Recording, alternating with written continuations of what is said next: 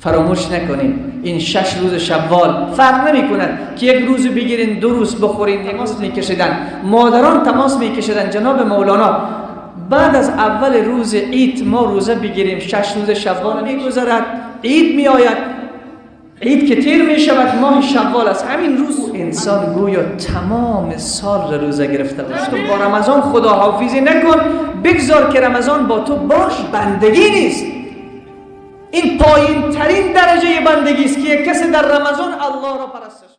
السلام علیکم برادران و خواهران عزیز. اینک به توجه شما می رسونیم که نرخ چیپته ها یعنی بلیط ها خیلی هم ارزان شد در شرکت بین المللی اویاتوج است. برای ما مردم تاجیک این نرخ ها را پیشنهاد نموده است. بلیط ها به همه سمت ها و با نرخ ارزان.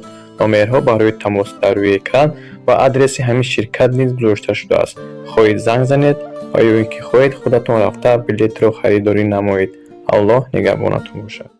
رسول معظم اسلام صلی الله علیه و سلم میگه، حدیث امام مسلم است، من صام رمضان، کسی که ماه مبارک رمضان رو روزه میگیره، ثم اتبعه 6 من شوال، وقت رمضان میگذرد، عید میآید، عید که تیر میشود ماه شوال است، همین روز اول شوال است.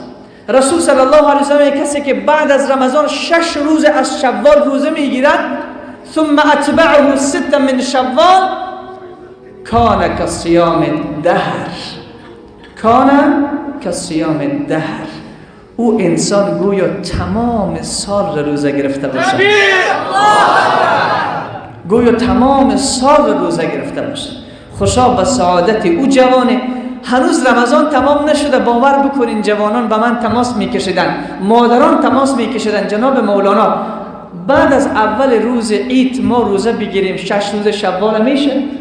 الله اکبر، چقدر تغییر کرده بعضی ها، چقدر تحول در درونشان پیدا شده، چقدر اینها متاثر شدن از رمضان. هنوز رمضان تمام نشده، هنوز خستگی ماندگی رمضان. به من تماس میکشن میگه جناب مولانا اول روز عید که گذشت، از دوم عید ما 6 روز شوال شروع کنیم میشه؟ آیا واقعا این در وجود ما همین تو یک صفت زنده شده یا نشده؟ آیا ما هم از اون جوانا هستیم یا نیستیم؟ فراموش نکنین این 6 روز شوال فرق نمی کند که یک روز بگیرین 2 روز بخورین، یک روز بگیرین 2 روز بخورین، اشکال نداره. چه متصلا میگیرین چه منفصلا میگیرین، هر دوش اجازه است. حتی مختار علما هم همی است که اگه یک روز در میان گرفته شو بهتر است. 6 روز شوال، چون در یک سال چند روز داریم؟ 365 روز. در هر روز رمضان گویا الله رب العزت و الجلال ثواب 10 روز روزه رو به تو عطا کرده. در 30 روز چند روز میشه؟ 300 روز. 6 روز شوال هر روزش هم 10 روز بگیره، تمام سال گویا روزه گرفته باشه. چقدر الله رب العزت و الجلال ما را دوست داره. گفتم با رمضان خداحافظی نکن، بگذار که رمضان با تو باشد. این تأثیر، این تغییر، اون گریه ها، اون تهجد، اون دلهای شب بیدار شدن. ما خب تا دیشب ما در سحری بیدار می شدیم به خاطر خوردن، به خاطر شکم، ولی بعد از این ببینیم که بیدار میشیم یا نمیشیم به خاطر الله. چه ماهی پر برکت بود، چه ماهی پر خیر بود. باید این تحول این ماه، تغییر این ماه، چون همان خدایی که در رمضان عبادتش میکردی در غیر رمضان زنده هست. امروز مسلمان میگه اتقوا الله فی رمضان، از خدا در رمضان بترسید. این بندگی نیست، این پایین ترین درجه بندگی است که کسی در رمضان الله را پرستش بکنه، در رمضان الله را عبادت بکنه. شاید بسیاری ها نومید باشن که رمضان خو گذشت، ما هیچ نکردیم، رمضان گذشت، گناه کردیم، رمضان گذشت، نافرمانی الله کردیم، رمضان گذشت، دروغ گفتیم، رمضان گذشت، غیبت کردیم، رمضان گذشت، هنوز چشمان ما به فیلم های مبتذل تماشا میکنه. ولی نگران نباشید، امروز هم روز فرصت است، فردا هم فرصت است، پس فردا هم فرصت است. اصلا ما با خدای طرف هستیم، ما در طرف ذات قرار داریم که چنان کریم و مهربان است که او هرگز به بدیهای ما نگاه نمی کنه. چون اگر به بدیهای ما نگاه کنه دیگه ما نیستیم. 3 تا کس را الله روزیش قبول نمی کند. چند کس را؟ 3 کس روزیش قبول نمی شود.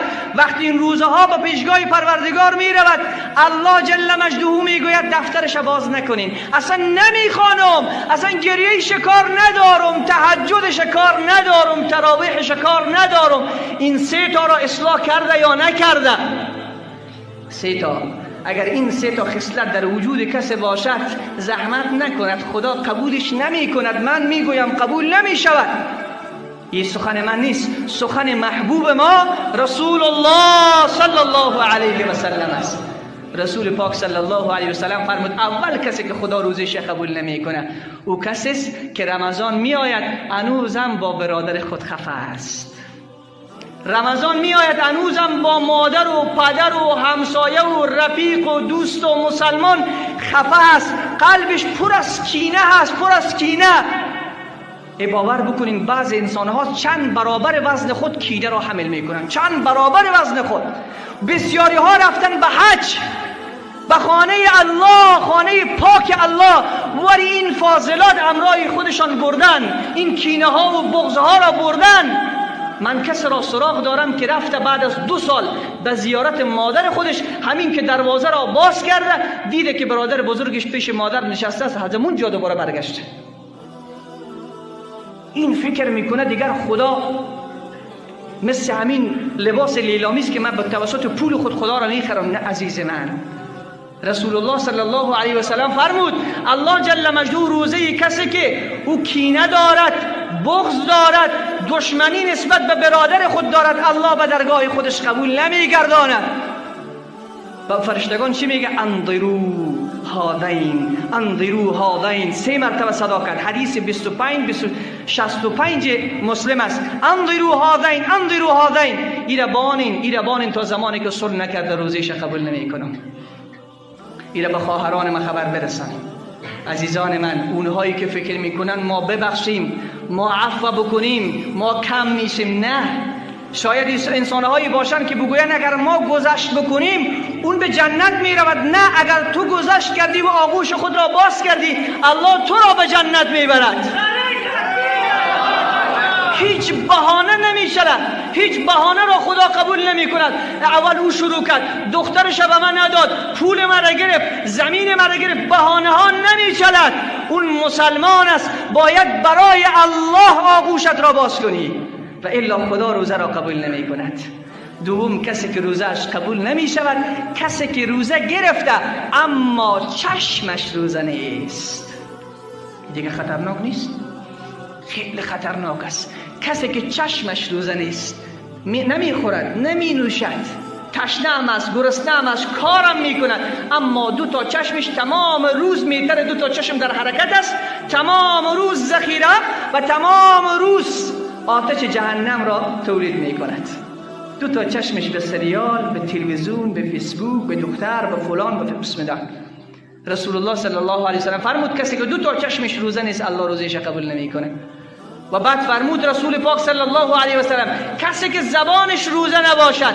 بسیاری ها قبلا غیبت نمی کردن، همین که ماه مبارک رمضان آمد قرار است تازه شروع میکنن به غیبت کردن. چرا وقتر به خانه میآیند، شروع میکنن به همراه همسرشان فلان کرد، فلان کرد، در حالی که نمیدانند. رسول پاک صلی الله علیه و سلم فرمود کسی که غیبت میکند روزش را الله قبول نمیگرداند.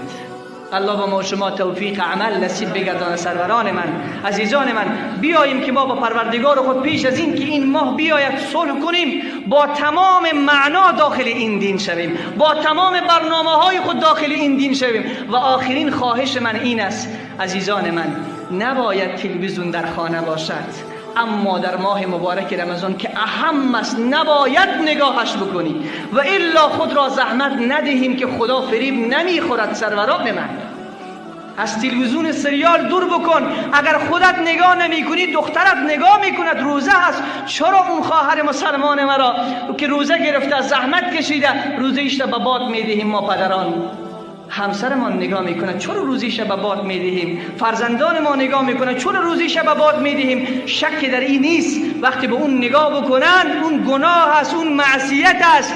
تنها روزه گرفتن نخوردن و ننوشیدن نیست، و الا دهن اسبم بسته بکنی تا آخر روز چیزی نمیخوره و چیزی نمینوشه.